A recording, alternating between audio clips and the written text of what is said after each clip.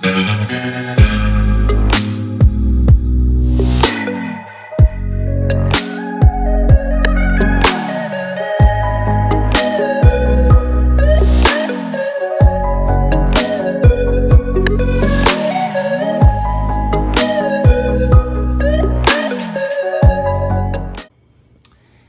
you guys, welcome to my channel. I'm Allie Wilkins. So today we're going to talk about being a projector in human design, which is what I am. And I wanted to just share like some of the tips that I've learned just through trial and error and figuring things out by myself over the last few years as I've learned more about my own human design chart.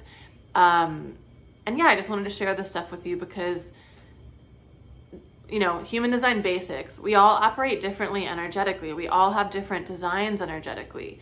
And it's really important that we understand our design so we're not trying to operate in the same way as someone else with a different design is. So first of all, I highly recommend getting this book.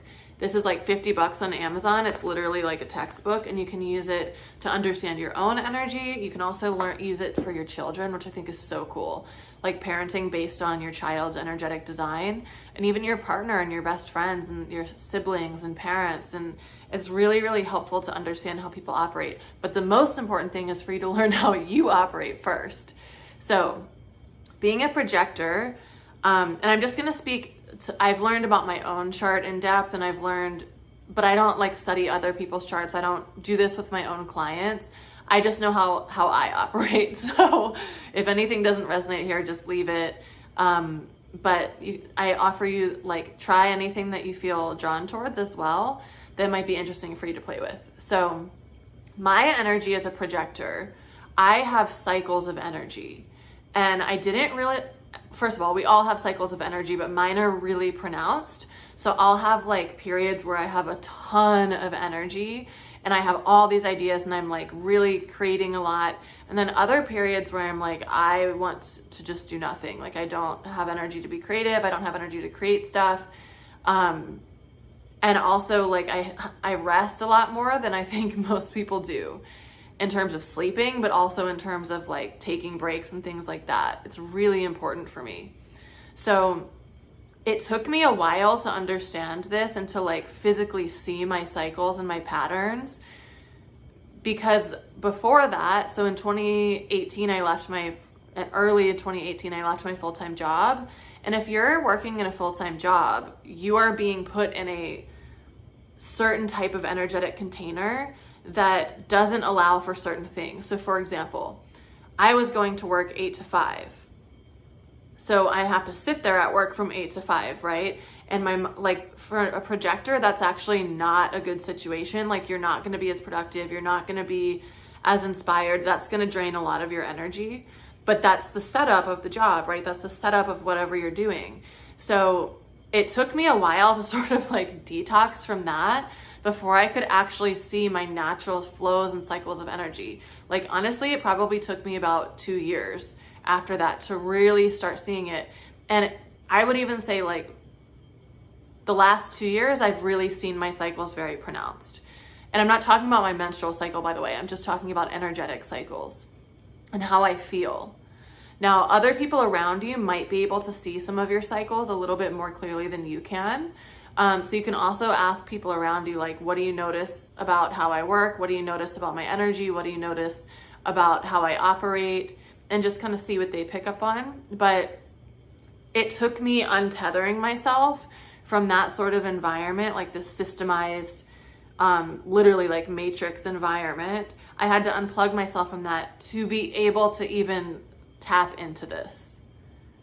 It's sort of like, I'm just having this image come in of being on your menstrual cycle on birth control and then off of birth control. Where on birth control, it's like, you know what day is going to be your period because you take the little white pills or you take different pills, right? And it's very planned out and organized and like systemized. So when we learn to work with our own energy, we're really learning how to amplify our power. And there's some things just as a projector that I started doing or that I noticed, oh, when I do, in the moment, some of these things felt a little like, oh, maybe I shouldn't do this. Other people aren't doing this.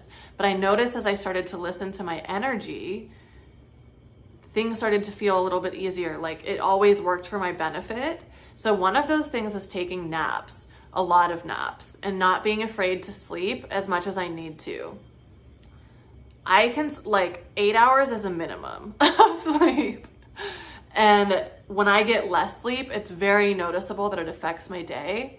But mostly I want to talk about naps, because naps are something that, you know, a lot of us are like, no, I don't have time. I have all this stuff to do. And sometimes just taking a 30-minute or 2-hour nap is the best thing that you can do for your energy, because we aren't raised or taught to think of our power or our success or our vitality in terms of our energy. We just kind of like burn ourselves out, and so there's nothing left and we get sick and we have to rest. And so learning to start listening to your body before it screams is really powerful. But there's a lot of like programming in the collective, and like just, you know, maybe you're the voice of somebody that you grew up with, like, you shouldn't do that, you're lazy, you shouldn't, you know, there's a lot of different like chitter chatter that's unhelpful that we have to learn to navigate through. So number one, embrace naps. Also just really learning, like, listen to the natural cycle of your energy. So for example, if you feel really creative for a while, like sometimes I literally will work like 16 hours a day when I have a lot of creativity for weeks at a time. Like this is kind of how my schedule will go. If you look at it on a yearly basis, I'll have like 2 months where I am doing so much, like I'm working so much, which PS, find work that you love so that this is enjoyable for you. And it's fun and play. I will be like so into what I'm creating for like a month or 2 months that I'm doing it all the time. Then there might be 6 weeks where I'm like, I just want to watch TV. I just want to lay around. I don't want to do anything. I don't want to work. I don't want to create anything. And beforehand, I would have been like, well, you have to work because you have to make money, or you can't just like watch TV for a week. You can't just like, right? Like we don't think about life as like being able to operate in that way. But guess what? When you're a projector, you don't operate linearly. You operate in cycles. So it's like huge spurts of creation, complete rest. Huge spurts of creation, complete rest. And then there might be a little bit of transition in between those. And now I have really embraced that because I can see how my cycles work. So when you can't see how your cycle works, it can be a lot more difficult to trust and believe that. Like I used to just think like, oh, I'm just being really lazy. I just don't feel like doing anything. And it's like, no, that's how my energy works. No, I need this rest to help me prepare for this next cycle up here of massive creation, because I don't have the energy for this creation unless I rest. A lot of energy types are not like that. So like, just for example, in my chart, all of these ones under here are not colored in. I forget what these are called, the energy centers. They're all completely open, which means that I am taking in so much energy and I actually don't create my own energy. It comes from momentum and it comes from my natural cycle only, but I'm not creating it. So like a manifesting generator or a generator, I don't really know. That design type has way more energy. So this is maybe the person, and I don't know as much about this type, so I might be a little off with it, but just think about another design type as like the person who constantly has energy. They're always going. They're always like, if I try to operate like that, that would be detrimental. So I can't look and compare myself to that person because it's not going to be helpful for me. It's going to lead me to burnout. It's going to be way less effective for me. So starting to understand when you operate in your own natural cycle, you listen to your body. That's really what we have to do. When we listen to our body and our cycles for rest and creation, it's going to be so much more effective and productive for us. So when I spend, something that I've noticed, here's just an example. When I'm like constantly dying and rebirthing. You probably resonate with that if you're watching this. Like we're constantly moving into like releasing old parts of ourselves and moving into new aspects of ourselves, or revealing more of the true self. And every one of these cycles, there will be a period of rest. And a lot of times I'll feel really drawn, like I really want to watch like a whole series of a show. And I don't watch that much TV. Ironically, the TV is in the background of this one, but I don't really watch that much TV. But so I know when I all of a sudden desire to watch a series that has 5 seasons, I'm like, oh, the rest period is starting. Okay. Because when I'm in the creative zone, the TV is not even on for like months. So I start to notice like, okay, I'm sleeping a lot more. I'm wanting to watch more TV. This is indicative that it's of my rest cycle.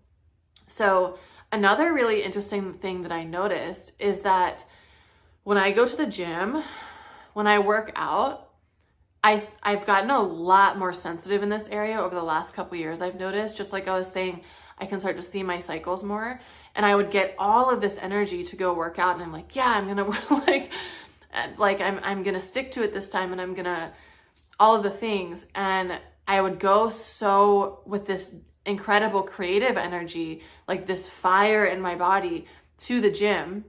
But I would work so hard, and I would also be listening to music like most people do at the gym. But that amps me up so much that when I would leave the gym, I would be so depleted because I sort of like used all my energy there. And something that I started doing to shift this is starting to listen to podcasts instead and have like a more steady routine at the gym where I'm not pushing myself to the extent. It's almost like I'm going at like 50%. So just something I started doing a couple months ago is I started going to the gym and just walking on the treadmill for 30 minutes. And that's all I'm doing. I'm not doing other things. I'm not listening to like music to amp me up. I started listening to podcasts. And instead, then I still had energy throughout the day. Which I'm like, whoa, this is actually a huge shift, because for so long I was going with this massive energy to the gym, burning it all, having to take a nap when I got home. And then I wouldn't want to go to the gym, or it wouldn't be consistent. And I've been able to be consistent listening to podcasts and just doing something pre-planned. And even that being said, like if you're a personal trainer or something watching this, like I still went with a plan at the gym before. I just then would add things onto it because I had all this energy. And so much of this is just starting to learn, like, how do I naturally work with my energy? When am I over expending it? And when am I, just how can I naturally use this and like learn my own limits within the energy? Does that make sense? There was one other thing that I wanted to share. So resting a lot, also trusting your natural cycles of like when you want to do things. The other thing that you have to keep in mind here is sometimes our ego can start to get in the way of some of this. So for example, like maybe you're about to do something scary that you don't want to do, and it's like, oh, just take a nap. That's different. That's not the same energy. When your body is like, oh my God, I literally like can't keep my eyes open, I'm gonna take a nap, not because you're avoiding something, not because you're procrastinating something, but because your body is truly asking that of you. This is really important to create discernment. And so just starting to think about what are some of the different, starting to think about like, what is my body asking me for right now? I've also actually noticed this with food. So like sometimes I'll go through a period where I really want a lot of sweets, and then other times I'm like, I have no interest.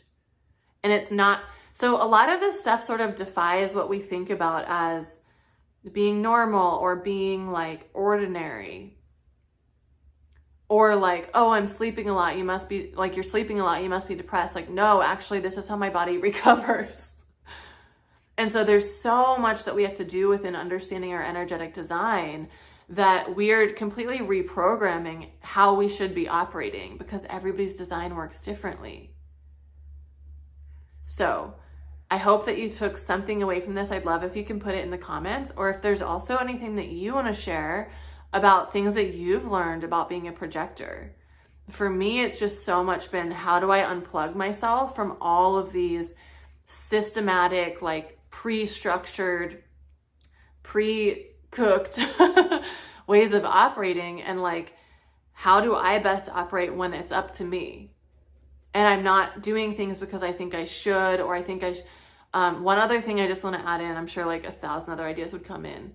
Starting to also look at like the times of day that you operate. We're really programmed that we should be like operating at certain times of the day. Like there's so many even like books and theories about like wake up at 5 a.m. and your body will ask you for different things. Maybe depending on the month of the year, or maybe just in general, like maybe you're actually way more creative at nighttime. So just looking at all of your cycles of life, your energy, all the ways that the cycles run throughout your life and your body, and really look at them and like ask yourself, is this programmed from me? Or is this programmed from something outside of me? Is this how I naturally operate? And then just asking yourself, how do I naturally operate? What is my most, like if it was just me living in the forest by myself, how would I naturally operate? What are the ways that I would do things? Like, would you spend a week going out and collecting firewood for the rest of the year?